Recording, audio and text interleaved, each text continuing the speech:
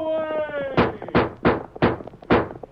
A fiery horse with the speed of light, a cloud of dust, and a hearty hi-yo Silver, the Lone Ranger.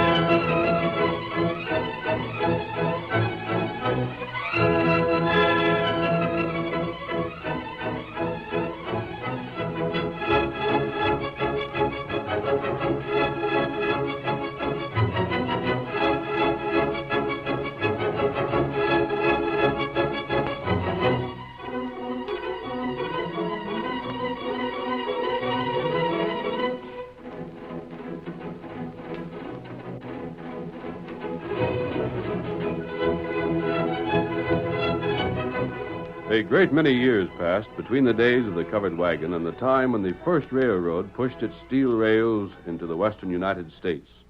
The country was still uncivilized, however, and the railroad engineers were faced with many difficulties. The extremes of weather, the rough country, and hostile Indians all made the building of the railroad an almost superhuman task. It might never have been completed without the help of the masked rider of the plains. His knowledge of the country, his courage and daring, solved problem after problem for the engineers. It was he, more than any other man, who made the winning of the West possible. Return with us now to those thrilling days of yesteryear. From out of the past come the thundering hoofbeats of the great horse Silver. The Lone Ranger rides again. Come on, Silver! We're heading for the railroad. There's going to be trouble. Hi-yo, Silver! Away!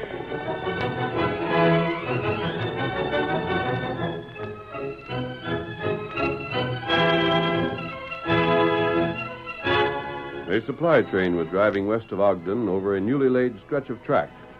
Bruce Abbott, the superintendent in charge of construction, had taken the place of the fireman in the engine and... Got enough steam, Hank?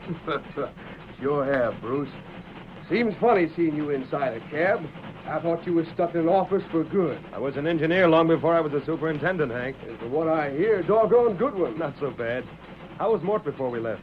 You stopped at his place, didn't you? He's coming around. Somebody sure hit him a good whack. I'd like to catch a fellow who did it. You think I wouldn't? Him and me have been pards ever since he first went firing for me. And some sneaking polecat of a freighter lays for him and hits him from behind. You know, Mort come close to being killed. So you blame the trouble we've been having on the freighters, too, huh? Who else would it be? I agree with you. I wish we could get some proof against them. Get proof against Mike Cavanaugh, that's all. He's their leader. One of these days we will. Supplies stole, men hit from behind, grubs poisoned, machinery stove in. There ain't a doggone thing them freighters could think to do that they ain't done. You'd expect they'd realize there's no use fighting.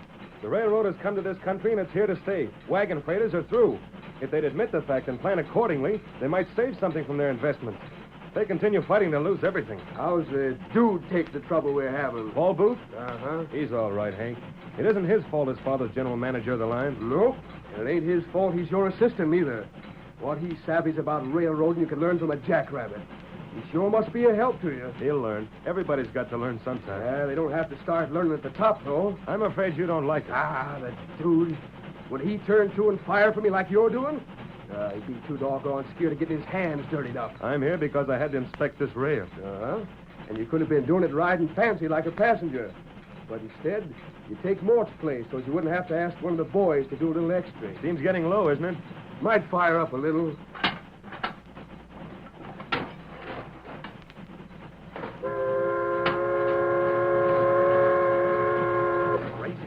What's wrong?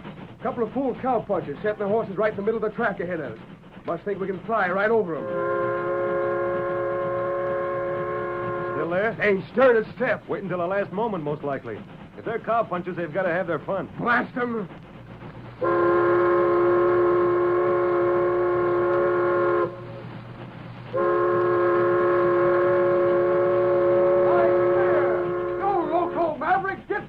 Can't hear you. What in blazes is the matter with them? Ain't they got no sense at all? You think they see you? Of course they do. And if they didn't, they could hear us. It wouldn't be a holdup. Oh, nobody'd hold up a supply train.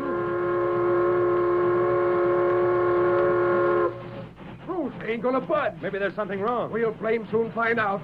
And if they figure on stopping us just for a joke, I'll have their fool hide. You better stop fast. I'll tell them something.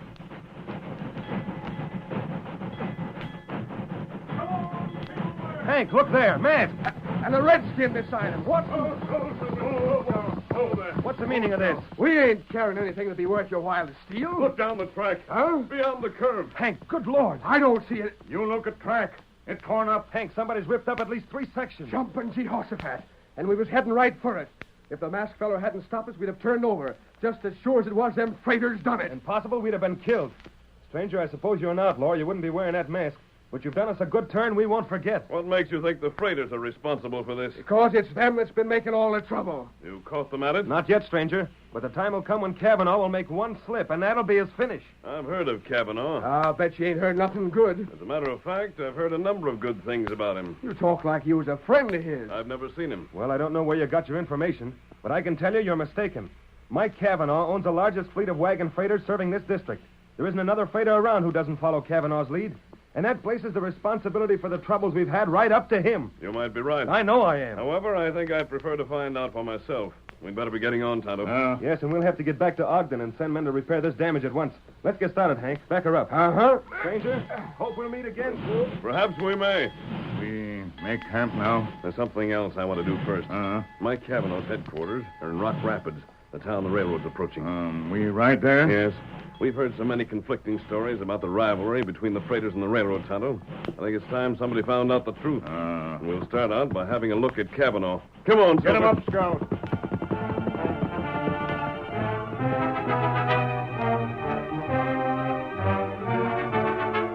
It was evening before the Lone Ranger and Tonto approached Rock Rapids. Before they could make out the town itself, they saw a red glow in the distance. And as they rode closer, discovered that 2 large wagons, fully loaded with freight, were on fire.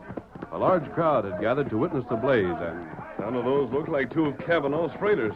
That's right. Pull in between these buildings here. We'll be under cover and still be able to see what's going on. This is close enough, Tonto. Oh, Scout, Oh, Silver. Those are Kavanaugh's wagons, all right. You can make out his name painted on the side the fire hasn't reached yet. A big fellow in the center looking on. I wonder if that isn't Kavanaugh himself. That's what fellas say him look like. Yes, he answers the description. Look, Tonto. And that's Kavanaugh. He's going after that little breed.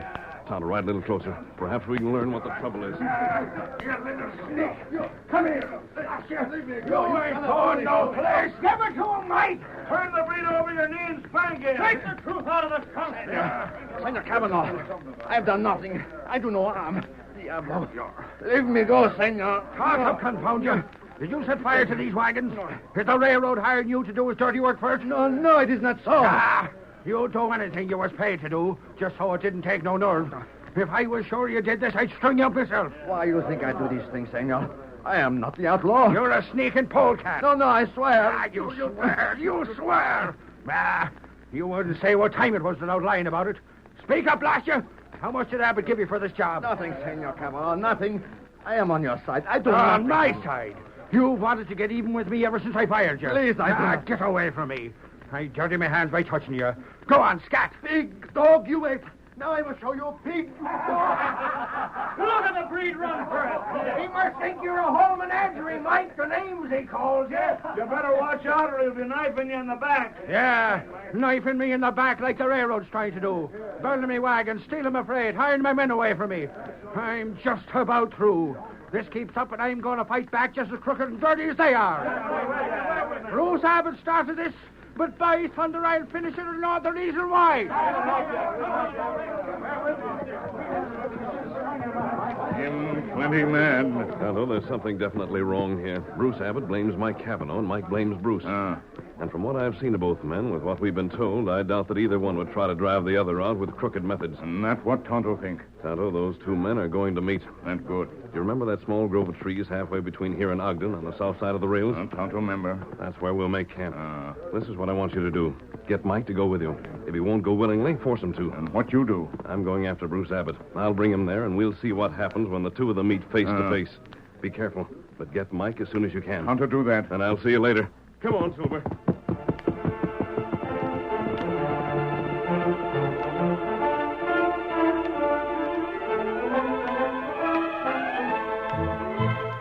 Bruce Abbott's office was in Ogden.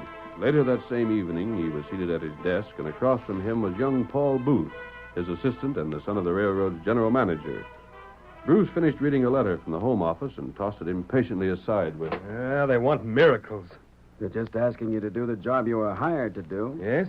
You think I'm to blame for the delays we've had, Paul? Well, you're in charge, aren't you, Bruce? What is there I failed to do that I should have done?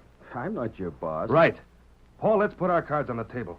I've defended you in front of the men for the good of the organization. But I don't have to pretend between the two of us. I've been doing your work as well as my own. You wouldn't have been made my assistant if it weren't for your father's authority.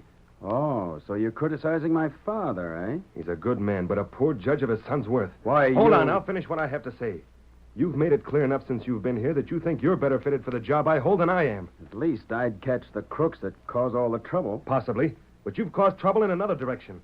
I haven't the least doubt that you're the cause of the things that were written in this letter. Yeah?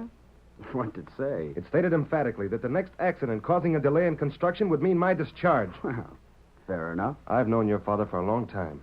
He's had complete confidence in me until you came here and started writing him letters. Maybe it's about time I came along. Maybe he needed someone on the ground who'd tell him the truth. You're just sore because You're a you find- spoiled kid who's had everything his own way. Well, as long as you're working under me, that's finished.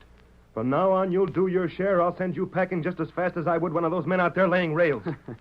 Bruce, I've got an idea I'll be here long after you're gone. Very well. But until then, by heavens, you'll obey my orders. What? The masked man I met today. Bruce, you're coming with me. I'm what? Well, so you're friends with outlaws, eh? There's a man I want you to meet, Bruce. Get your hat and coat. We're riding, and we're not wasting time.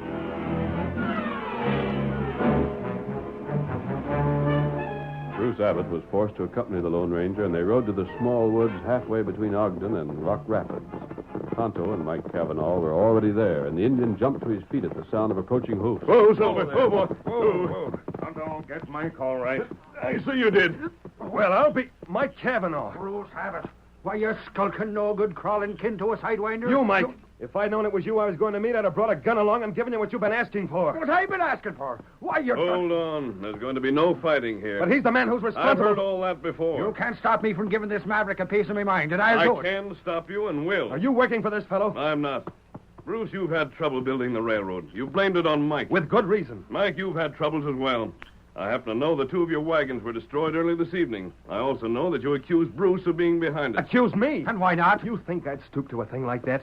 You think the only way I can get this railroad built is by using your crooked methods? To blazes with your railroad and your choo-choo trains. All I want is to be left alone. That's what I want. I didn't start this. I didn't have any but I didn't. I said wait. Well, I'm not going you're to stand both here. right, and you're both wrong. Unless I'm mistaken in the way I've sized up the two of you. What do you mean by that? I'm convinced you're both wrong when you accuse each other of crooked attempts to cause trouble. I'm convinced you're right when you each say you ask only to be let alone. If he ain't started this trouble, who did? Well, that's what we're going to try to find out. I'd like to know something. Yes? This is the second time I've met you. Both times you've been masked. From what I've seen of you, I don't know what to decide. Well, Either you're not an outlaw, or what I thought I knew about outlaws was all wrong. Now, which is it? Tonto and I are not outlaws. You know, I'm inclined to believe you. Yeah, you are a funny-sounding fella for a crook, stranger. Well, let's get down to business. Neither one of you is behind the trouble there's been, and someone who hasn't been suspected must be. I don't know who. Nor do I. I'm going to ask both of you some questions, however, and if you answer honestly, we may find out.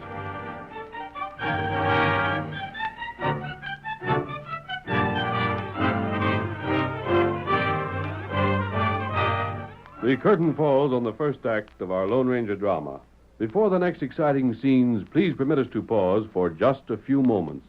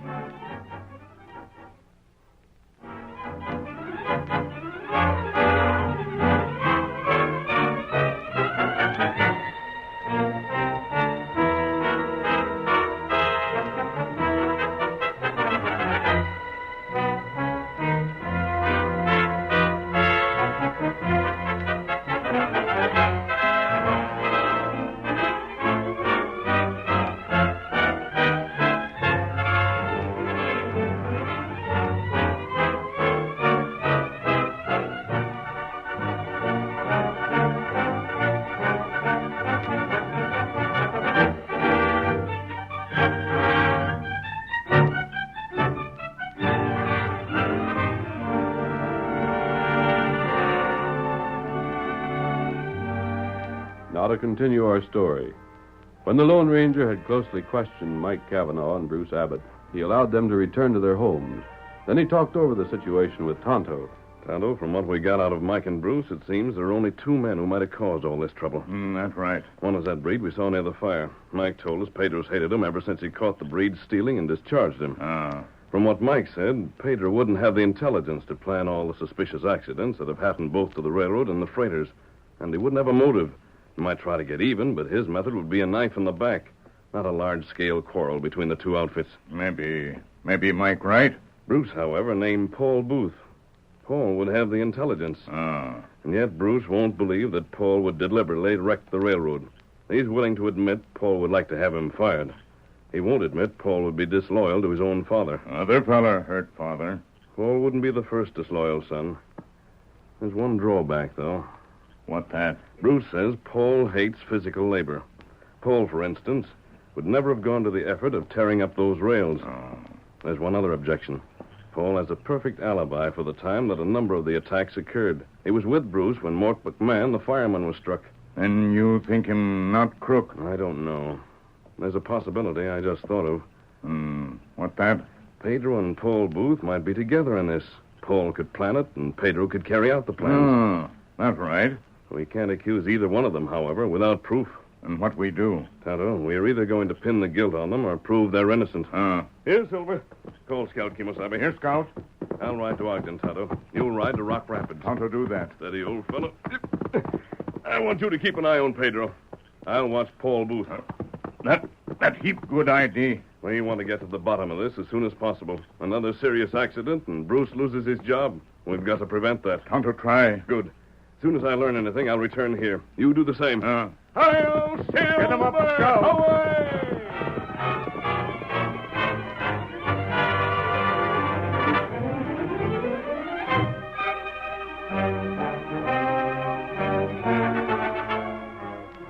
It was the very next night that Paul Booth quietly dismounted near a tumble-down cabin in the hills north of Ogden.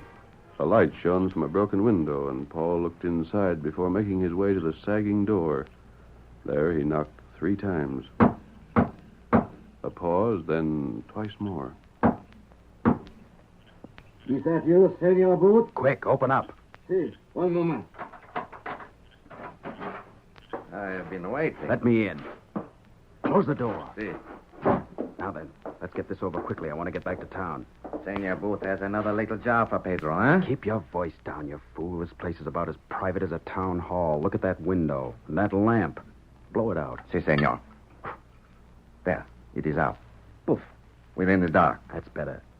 Pedro, I've got one more job for you. It's big, but I think it'll be the last. And the job?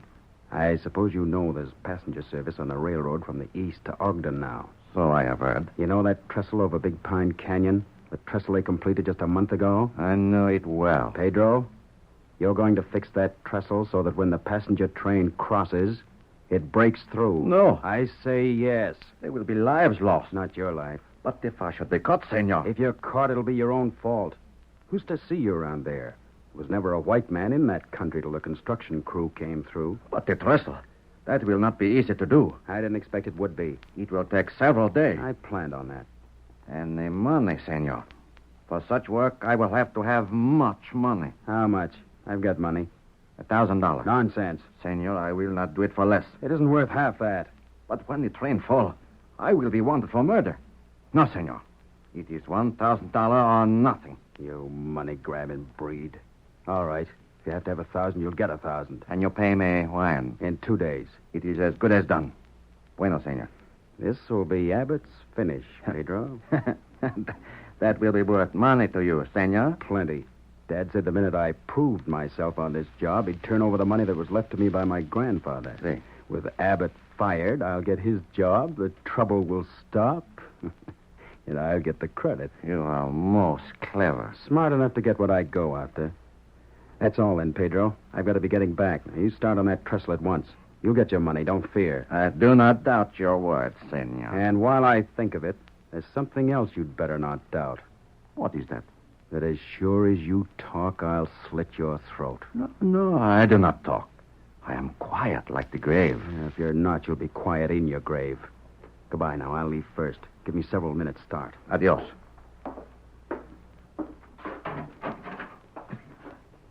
$1,000. That is good. That is most good. The rich gringo will pay Pedro well. Not only once, but many times. It is you, Senor Booth? You have come back? Come, Tonto. Who are you? I cannot see. Look closely, Pedro. Amigo, you wear the mask. Pedro, I followed Paul Booth, and Tonto followed you. Our trails met here. I do not sabe. I do not see. Tonto, Pedro says he doesn't understand. I think it's up to us to see that he does. And if he has any objections, I think you know how to handle him. Tonto savvy. No. Stay back, amigo. Do not touch me. I harm you not. No, please. I beg you. Quiet. Pedro, we know exactly how to deal with your kind. No, and senor. we're prepared to prove it.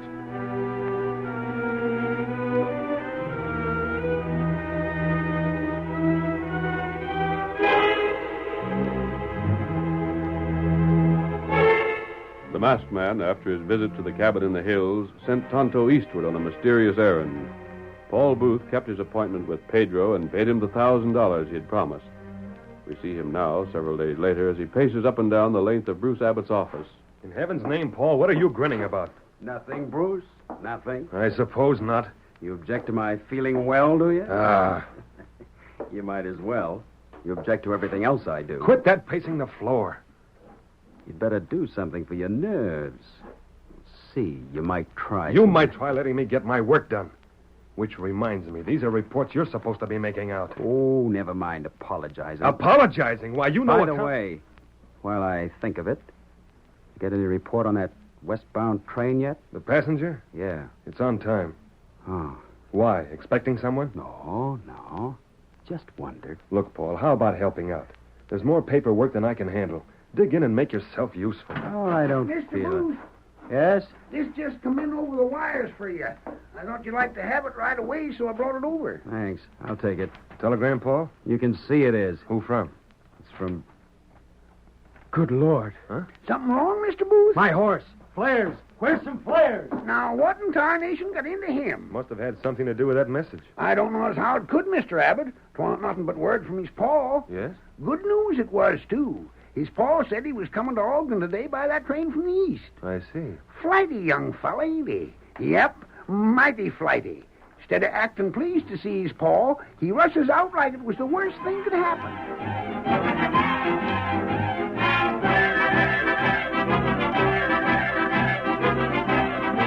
Paul rushed from the office, found several flares, then saddled his horse with trembling fingers. A minute later, he was racing eastward from town, following the railroad's right-of-way. Mile after mile sped by, while Paul's whip beat a savage tattoo on his horse's flank. He sighted the trestle over Big Pine Canyon at last, but at the same moment heard the thin whistle of the approaching passenger train bearing his father. We've got to make it. We've got to. Faster! Faster! Faster! Paul reached the trestle where his mount would have refused to go further if he had not driven it on with whip and spur. The whistle sounded more clearly. Black smoke pouring from the engine could be seen against the moonlit sky. Beyond the trestle, Paul flung himself from the saddle. He seized a flare, lit it, and ran toward the onrushing train. Stop! Can't you hear me? Stop! Stop the train! You'll be killed! Killed, all of you! Stop, I tell you! The flare! Can't you see the flare? Stop before you're killed!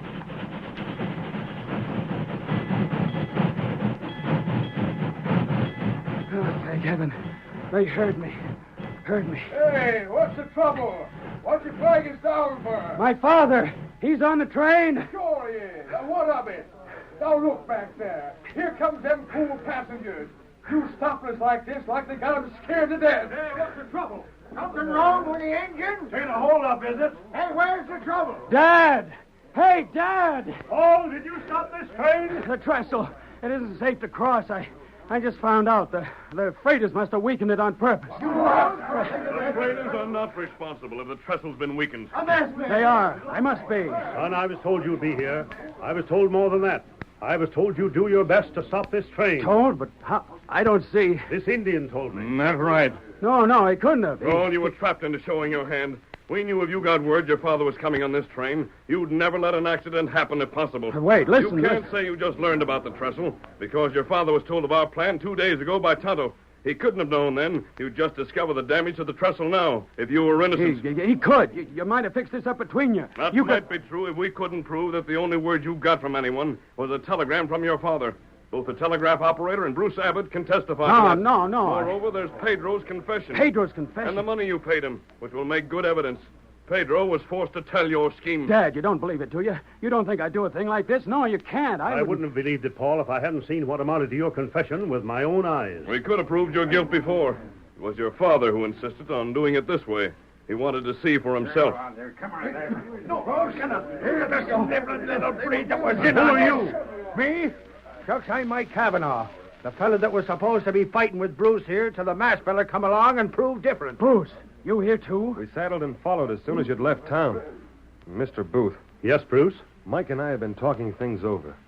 There's no question but what the railroad is going to destroy the freighting business. But I think I have a solution. Well? The railroad can use his equipment and his men. If you're agreeable, we'll buy him out. Very well. I've never been in favor of bankrupting our competitors if a compromise could be reached. Thank you, Bruce. And you too, Mr. Booth. I know how you feel about your son, Mr. Booth. This may do him good, however. A few years in jail might change his viewpoint and make a man of him. A few years in jail? After wrecking the trestle, after nearly killing everyone on the train, I'll be hung. The train wasn't wrecked, Paul. But the trestle... And the trestle was never damaged. The masked man saw to that. Pedro had already confessed his part in the scheme when he took your money. You can't be punished for a crime that was never committed. But, son, you have only the masked man to thank that you're not a murderer. Never forget that. Hail, Silver! Away!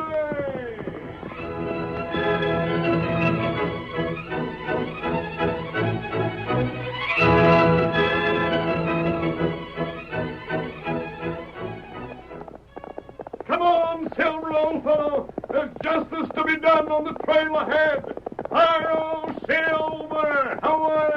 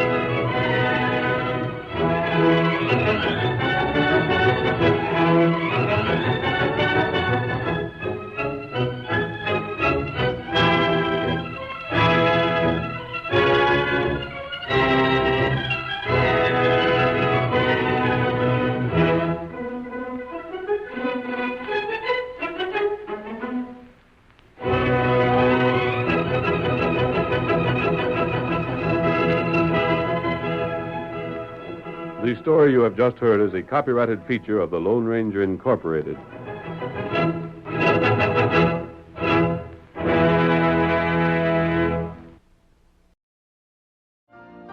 You've been listening to the OTR Gold Network.